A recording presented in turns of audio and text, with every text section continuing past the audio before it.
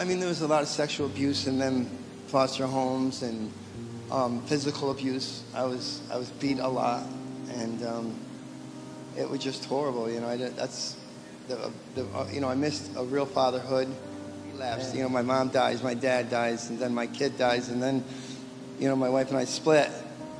I didn't know what to do, you know, and that was my go-to. You know, the drinking, and then the drinking wasn't working, and then I went to these drugs, and man, that worked for, you know, a little while, but then they really got a hold of me.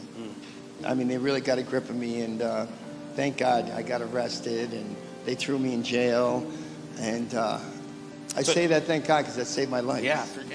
You know, I remember trying the drug, going, oh, that's it. It took me away. You know, and I talk like that because my body was like, oh, finally, some good feeling.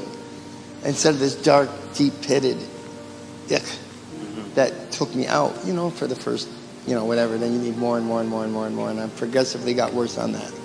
Just to even think I was worthy. I just didn't ever think I was going to make it. And then, you know, my wife, she's like, she had confidence in me, you know, and told me, you are worthy.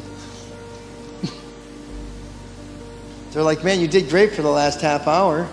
I was in there for a half an hour because I was just praying to Jesus, going, Lord Jesus, please, I'm so sorry. Please forgive me. Please help me. He did. That was my turning point. He just touched me from then on, and I just from there, it was like, I mean, it wasn't all totally gone because I wasn't totally opened up, but right, I could tell. I'm like, half an hour? My first 15 minutes was crawling skin, hell-bent, I gotta get out of here, freaking out, cold sweating. And then when I asked for the Christian rock and I was letting Jesus in, and half an hour goes by that quick, I said, Lord, thank you. I know it was the Lord. And I felt him again. He didn't let me. I opened up my heart. I let him back in.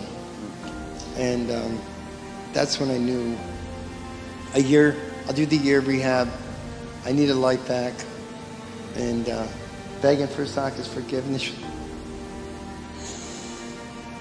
which sure he did. You know, once I opened my heart, actually opened my heart and let Jesus in, I could feel it. You know, it took a little while progressively to really open up because I don't know about you, but I have a hard time trusting people, things, and anything in my life because I've had such a rough road. And once I really opened up and let him in, he's working in my life so tremendously today. It's just, it's incredible, you know. The more I admit, the less strength the devil has, I learned. So now I'm going to tell on all day long.